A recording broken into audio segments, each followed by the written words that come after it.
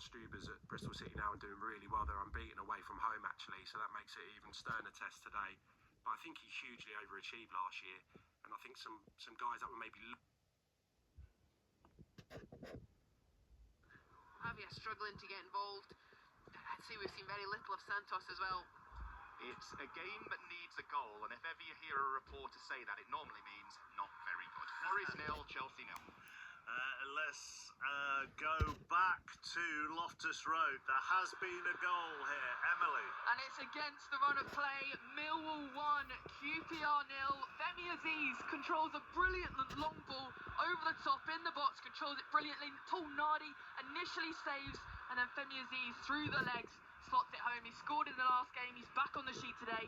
35 minutes on the clock. It's QPR 0, Millwall 1. Oxford still lead Derby by a goal to nil. Goalless between Southampton and Swansea. Both League One games are goalless. Burton, Peterborough and Lincoln, Stevenage. And in League Two, Cambridge lead Bromley by a goal to nil.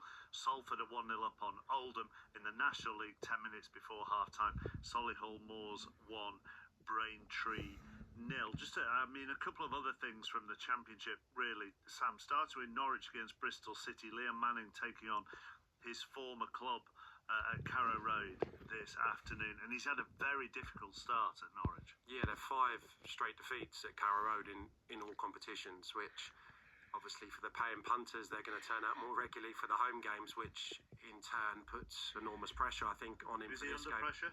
I think so.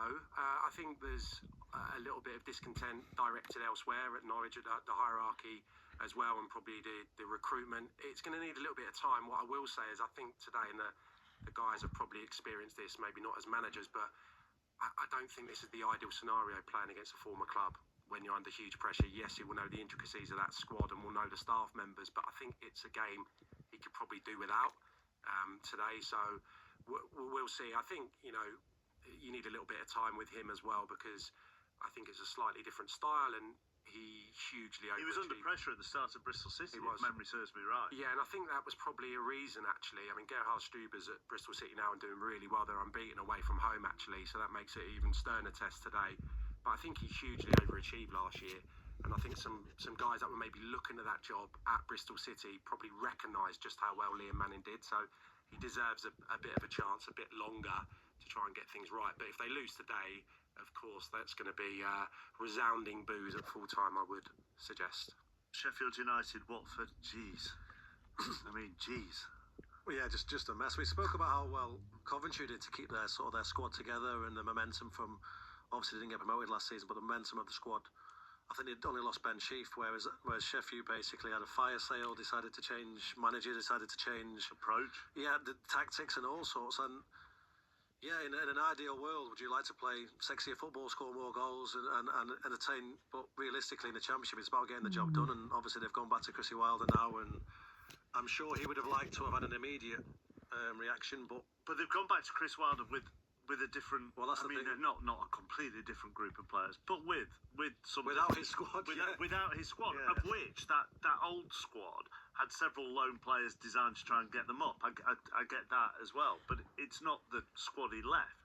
And there's nothing he can do. The loan market's not open. He can't buy anyone. So again, it's going to have to be a juggling act. They're going to have to try and pick up as many points as they can between now and obviously New Year, which seems my ages away. But unfortunately, that's what he's got to do, and he's got to try and cut the gap between himself and obviously the potential teams that are going to be in there. He's probably the right man to do it. But as you said, if you're giving him someone else's squad, it's going to take time. His press is always encapsulating prior to a game, and yesterday he actually name-checked a few of the players he feels have been underperforming, and it was the goalkeeper Michael Cooper, who was a brilliant signing for him. Harrison Burrows, the left-back as well, who did wonderfully well last year in his maiden year in the Championship. But yeah, he's just spoke about the aggression. Jags, you'll know, the aggression of the team, looking like a Sheffield United team, getting more bodies in the box, creating more opportunities.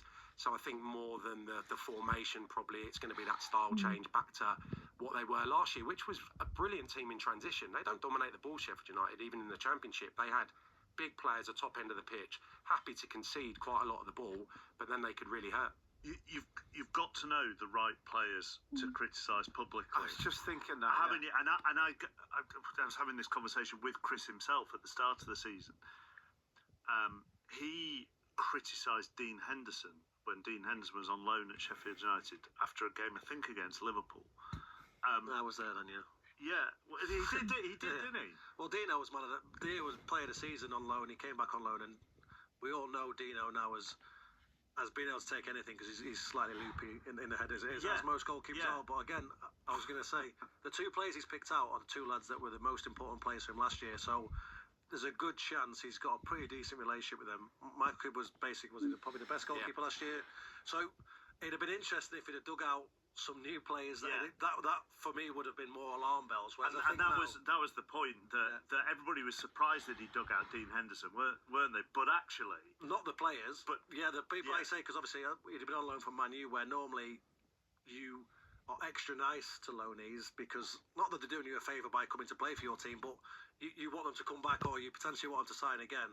But Dino would have been all over that. He knew himself. He set massive standards. That's obviously why he's gone on to obviously play for his country and things. But yeah, from the outside world, and maybe some Sheffield United fans will be like, well, come on, this guy, especially when we go back to goalkeepers, kept us in so many games last year, blah, blah, blah. Why are you having a go at him? But I'm sure he's a big boy. You're just looking for a reaction, aren't you?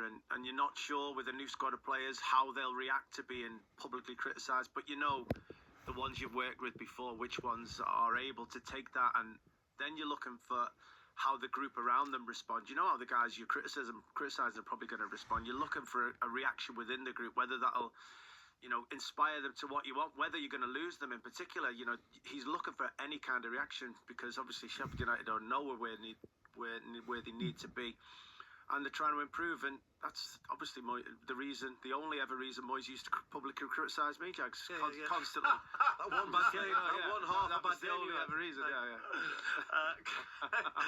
Cambridge have doubled their lead at home to Bromley in League 2 on the stroke of half-time. Cambridge 2, Bromley 0. Speaking of managerial reactions, Enzo Maresca's had his head in his hands widely. Because his side have just fluffed the best chance that they've had all match so far. It's still Forest 0, Chelsea 0 with 3 minutes to go until half-time. Long ball over the top, fell to Andre Santos, 16 yards out, left foot, went for the bottom corner, Sells went flying over, and it went just wide. Rachel Corsley disappointed with himself there as he walked away, Andre Santos. Yeah, he just took it on the sort of, just as it bounced with his left foot and just dragged it a little bit. A wonderful ball from João Pedro. He's